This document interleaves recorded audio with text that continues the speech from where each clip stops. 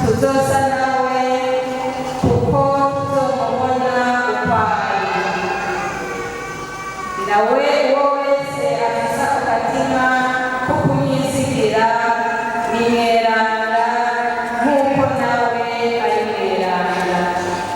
ijambo ry'Imana.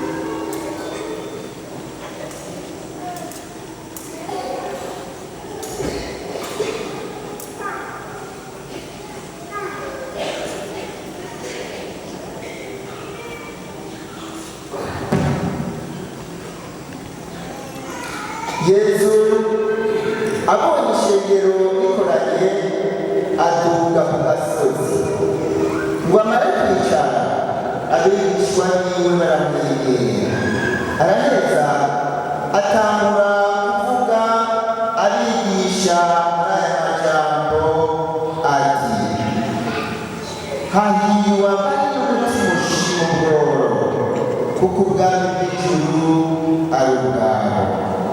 Hahiriwe abitonda kuko bazotorana isi.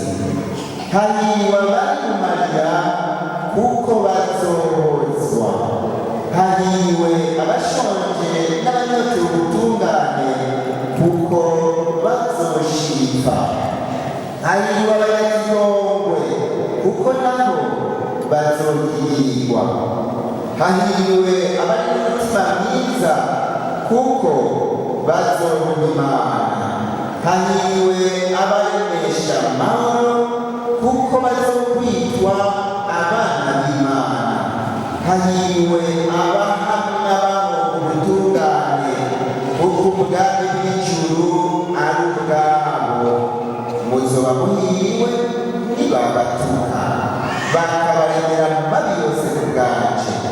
Muranezerwa muhimbawe kuko impera yanyu izoba iri mw'ijuru.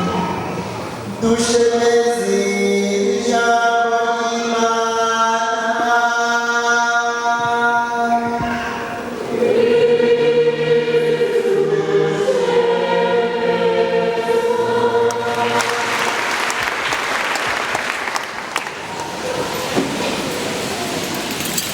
Bavukanye,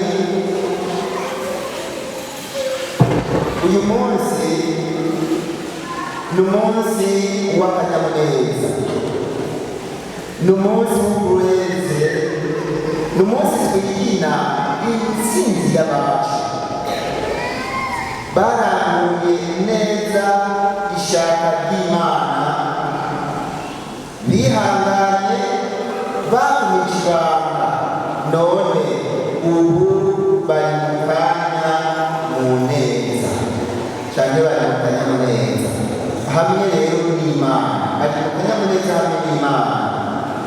Ndashimye ko tubizirikana mu kwishyura ibibazo bine. Ikibazo cya mbere, aberanga ni bande? Ikibazo kigira kabiri, kugira babe beranga inzira baciyemo niyihe? Ikibazo kigira gatatu, aberanga ni bangahe? Ikibazo kigira kane, twebo ubaberanga gute cyane twubirana gute? Mwakurikirana ibyo bibazo tubirondere n'isi rero. Ikibazo cya mbere, abanyeshuri babiganira bacanye amaboko bose gusuka ko bamenyereye kwishyura ibibazo. Ikibazo cya mbere, aberanga ni bande? Bapfukanye mbanze ndababwire ko uyu munsi mukuru turiko turahimbaza watanguye guhimbazwa mu ijana cy'umunani. Ni igihe Buraya bamuhimbaza ibiti bitanguye kugarukana neza, ko kubera ubutare bwinshi bwose ibiti hariya birashika amababi yose akamunuka, ukibaza bibaza yuko byumye ariko ntibiba byumye niko hameze. Rero birahava bikagaruka ndemba imbeho imaze kugabanuka, nicyo gihe rero bawuhimbariza. Abo beranda rero turiko turavuga cyangwa turiko turahimbaza turiko turababwira ngo ikibazo bande nabo ibatisimu yabo yamwivyama. Aberanda n'abatsinze intambara y'umutima imwe Pawulo mweranda tubwira irwanisho dukoresha mu kurwana iketi yakiriye abanyefesi igabane ca gatandatu uhereye ku karongo ka 10 kubandanya. Nabo rero bari muri ekleziya imwe, muri ya maekleziya atatu tuvuga mugabo ayafite ekleziya imwe. Izo nazo n'izihe?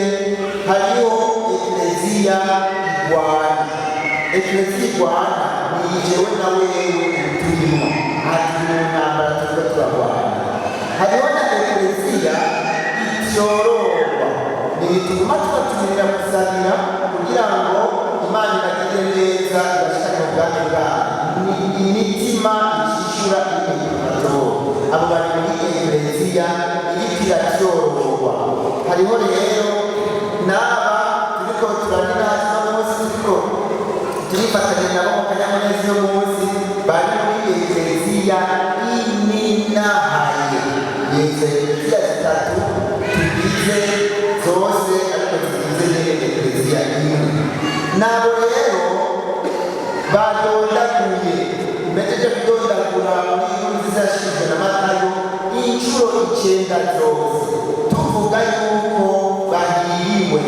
Aha rero ko twasize kwa Matayo, iyo dusoma kwa Luka twari kumva badondagura inshuro 4 gusa, kuko umwanditsi w'inkuru nziza wese afise urutoke yisangije.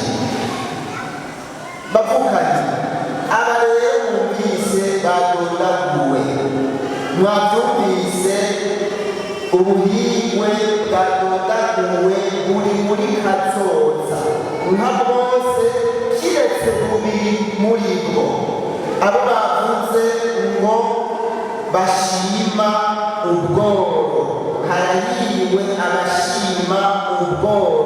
Abo bavuze ngo kuko ubwami bw'ijuru ari ubwabo, kuko abashima ubworo ubwami bw'ijuru busanzwe ari bwabo, kuko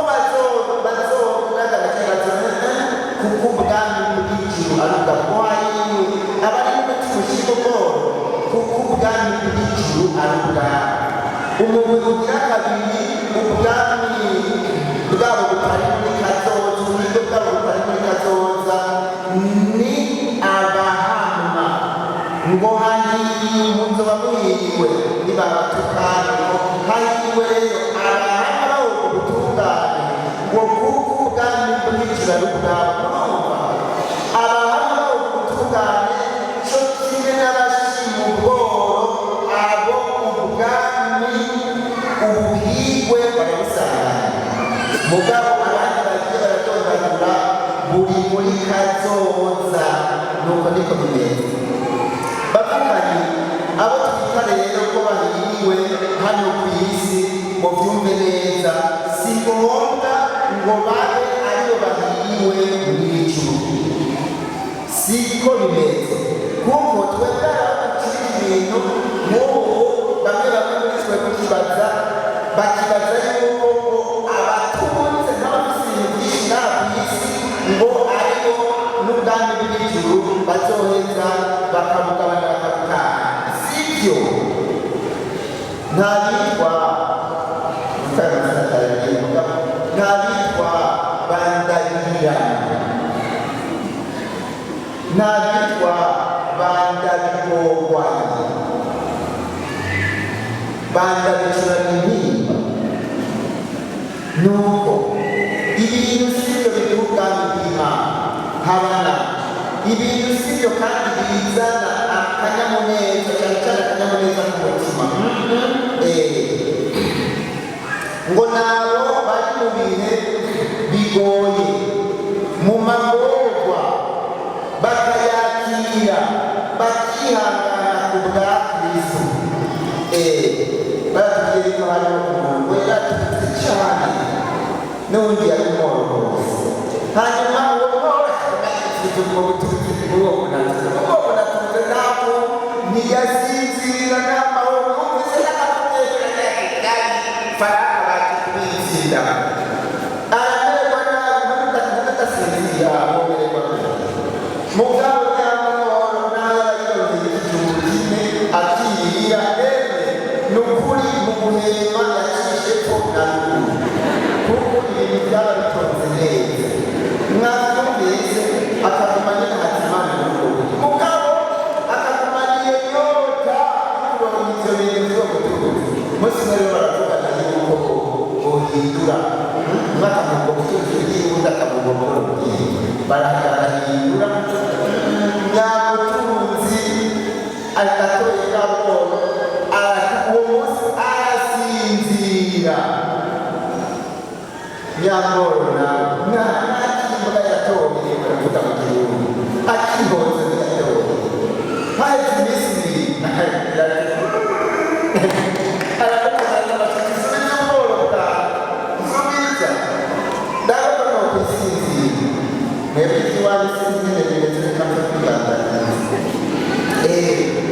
bavuganye inyigisho rero turiko turumva ya Yesu niyo nyigisho ya mbere Yesu yashikije mu nkuru nziza twashyikirijwe na Matayo mweranda atwereka ko Yesu ari Musa mushasha atwereka ko Yesu ari Musa mushasha kuri Sinayi mugabo atari Sinayi kandi mushasha nuko tubibona Yesu rero bavuganye nta kindi atwifuriza atari ubuhigwe ubu avuga mu byumve neza ntibukura ububabare oya ubuhigwe Yesu ariko aratubwira ntibukura ububabare kwa Mariko kwa Matayo cumi na rimwe kuva ku mirongo ine n'umunani gushika ku mirongo itatu niho Yesu atubwira ati nimuze mwebwe mwese murushe kandi muremerewe nzobaruhurira aha rero ikibazo ni muvukane turiko turasangira mukamirana yiza ubwo wowe nturushe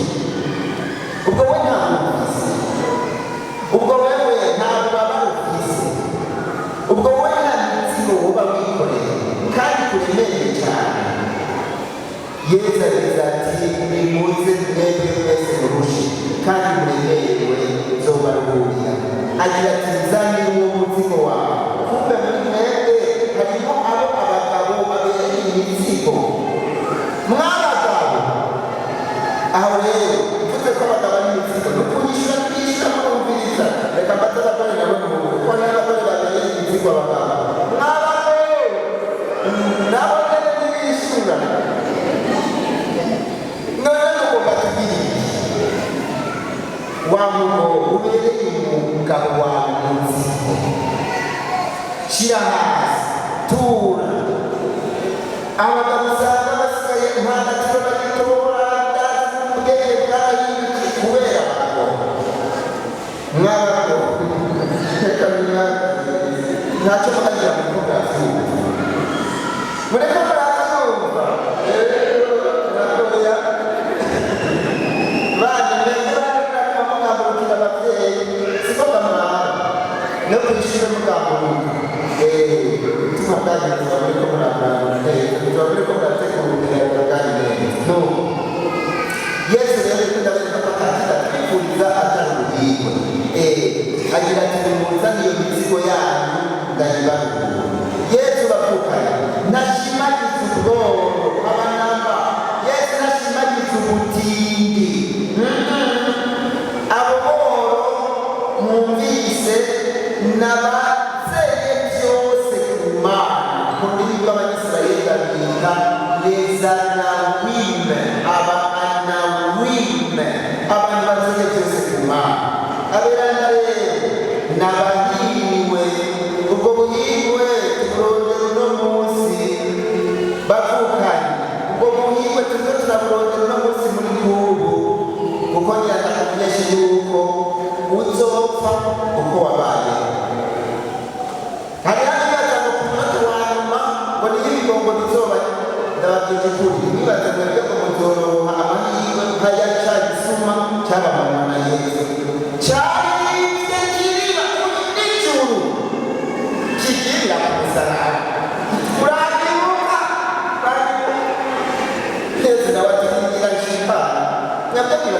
bizogenda turiko turagutegura uno munsi kuko umuntu apfuka yabaye nukuri nuko twiko ndabiriza yakora ubuhirwe rero ni ubwami bw'Imana niho hari akanyamuneza kadashira Yesu atubwira ibyo wenyine yabayeho si imigani ariko aragacira inama ya kabiri inzira rero baciyemo kugira ababeberanga niyihe bavukanye inzira baciyemo hanyuma ijambo ry'Imana ijambo ry'uko turazirikana ngo inzira y'ubworo hahiriwe abari umutima ushima ubworo inzira y'ubworo hamwe n'inzira y'amageragezwa inzira y'uruhamo ngizo inzira baciyemo ko ubwami bw'ijuru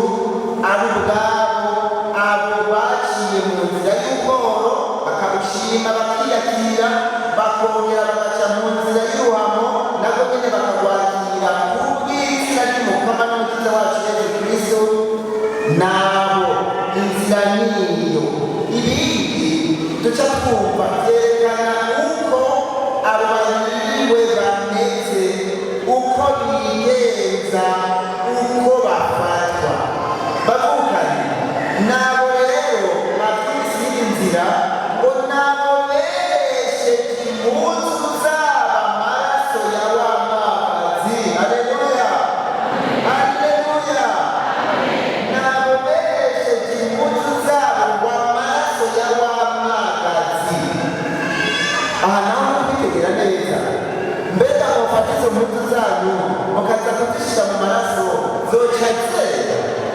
cyane zotukura kugira ngo mwumve iyo mvugo ngeranye igisura bisigura yuko amaraso ya Yesu adutyorora amaraso ya Yesu atwuhagira amaraso ya Yesu atugira berana amaraso ya wa mwagazi aragutyorora baciye mu nzira rero bavukanye y'ukwigora baremera ubworo barimo barabwakira baremera uruhamo barimo bararucamo kandi bakizerewe bakira amagorwa yabashikiye ku bwa Yesu Kristo baraheza rero borohera umutima mweranda muri bo hari abigishije inkuru nziza kugira ngo ubutumwa benshi bagiye bararangura bwatumye bababera harimo abigishije inkuru nziza harimo abagendeye urukundo harimo abitayeho ababoshwe abarwayi bari mu ngorane ziriya harimo abazigamye ukwemera kwabo bankaguhemuka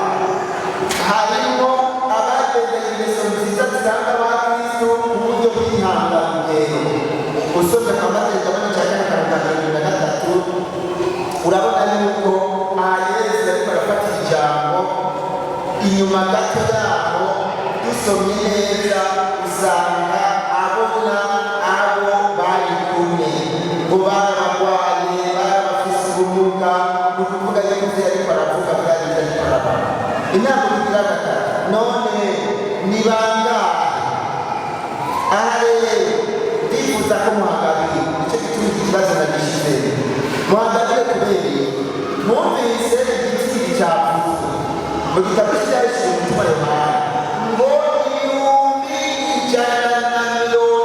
144 hariho abantu rero bahuba ngaha iki giharuro 144 ni igiharuro cy'umuzurira ni igiharuro cy'umuzuye kugira utore 144 ufata 12 ukabwizana 12 ugacikwiza n'igihumbi ni igiharuro cy'umuzurira 12 igiharuro cy'umuzurira mwana batima abantu imiryango y'Abayisiraheli ugwiza bw'icyo nyene umuzurira ugwiza n'undi muzurira nyene ugacikwiza n'ikindi cy'umuzurira kiri rwose igihumbi kugira uze gutora igiti cy'umuzurira cyane 144 ni munsi zo guhanura ngo rimwe kabiri gatatu kane gatanu gushika ku 144 ngo nabo abazoja mu ijuru cyangwa abagiye mu ijuru sibyo hari rero amadini amwami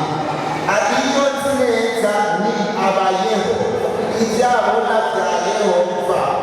bafata ibintu gutya nyine ngo niko bimeze, bakagomba no kwiyegutsa abantu ngo igiti cy'abatajya mu ijuru ngo cyaramaze gukwira, ngo baruzuye ngo n'ibihumbi ijana na mirongo ine na bine ngo bamagakize ngaho byiboro mu gihe na biriya ngo barahejeje baruzuye. Sibyo, mwumvise Yohani Mweranda aca duha umuco kuri ibyo. Yavuze ati ngo abo nabonye ngo barisinzi ngo atabo baharura, none abo bantu atabo baharura mwumva ari bangahe? Ibihumbi ijana na mirongo ine na bine ntimushobora kubiharura, none mwumva ari nimushyire mu bwenge ngo abantu atabo baharura ngo atabo muri bose bavuga indimi zose kandi bamenyesha n'ikivundiko cyane. Mwabyumvise? Simatawe bazirikana neza, bavuga indimi zose kandi iyo nziza nababwiye, sogokuru wawe ari, nyogokuru wawe ari, umugabo wawe ari, umugore wawe ari, umwana wawe ari, ujya mu wo mu muryango wawe ari, none mwihebura kubera mwana kugira akanyamuneza kagasaza.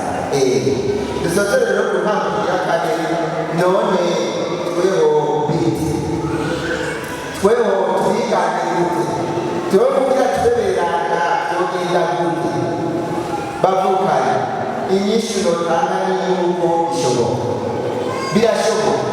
Cyane cyo mvuga ni umuntu atazoja mu ijuru, umuntu atazoba mwerana, bizoba bimuvuye, bizoba bimuvuye kuko abanyeshuri baturage bagusuzuma namwe mu rukundo Imana ikunda, Yesu adukunda.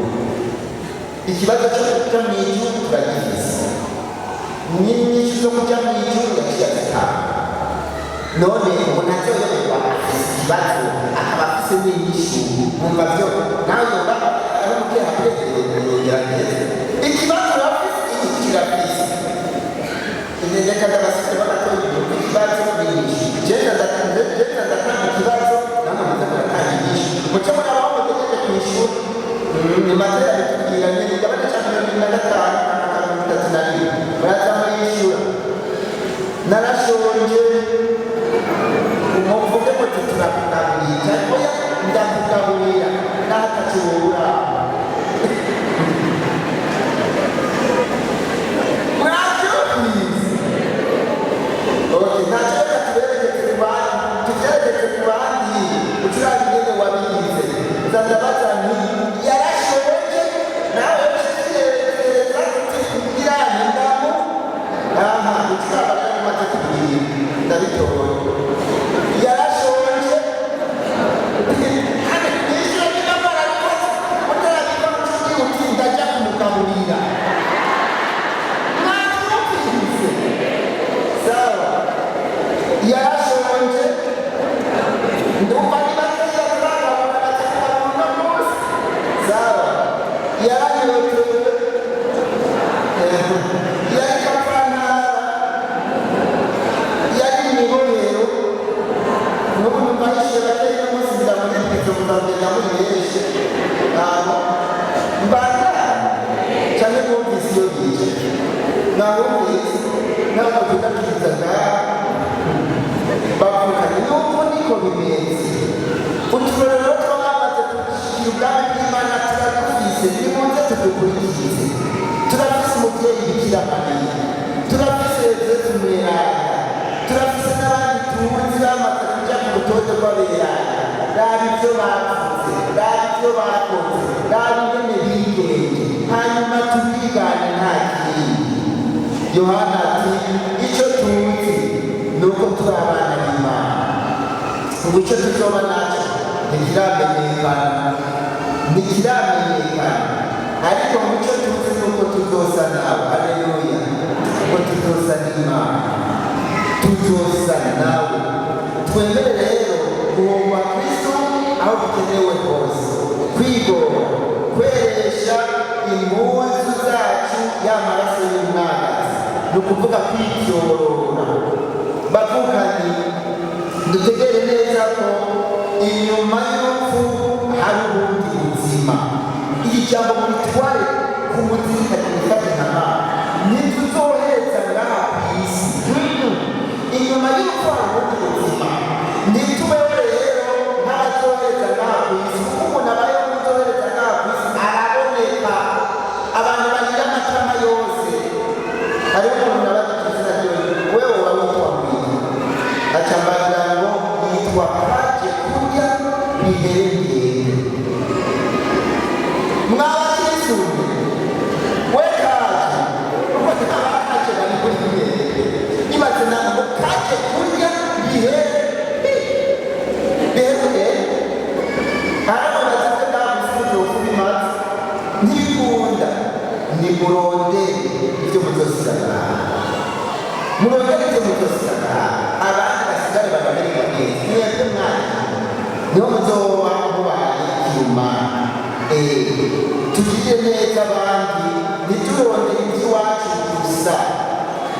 Bavuga ati mwaretse murakorana cyane. Yesu nta kindi yashimikiyeho atari nibwo twifuza twese.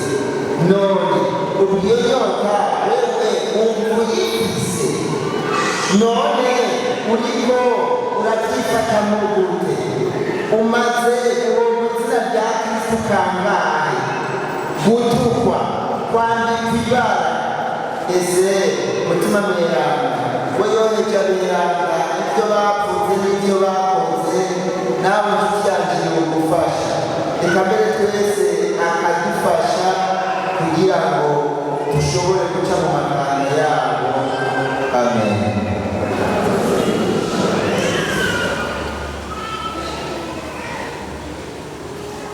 Kubera ndabatuka kandi ababerana ndabahaye akajya kumunota wose mugakoresha neza. Mwose ikintu kigeze mu zikana wiwe arabu jewe tukunze n'igenda cyane se ndiko ndagwana ko numvise neza. Hanyuma wetsabe igiye kuyiruka utuma miranga amagare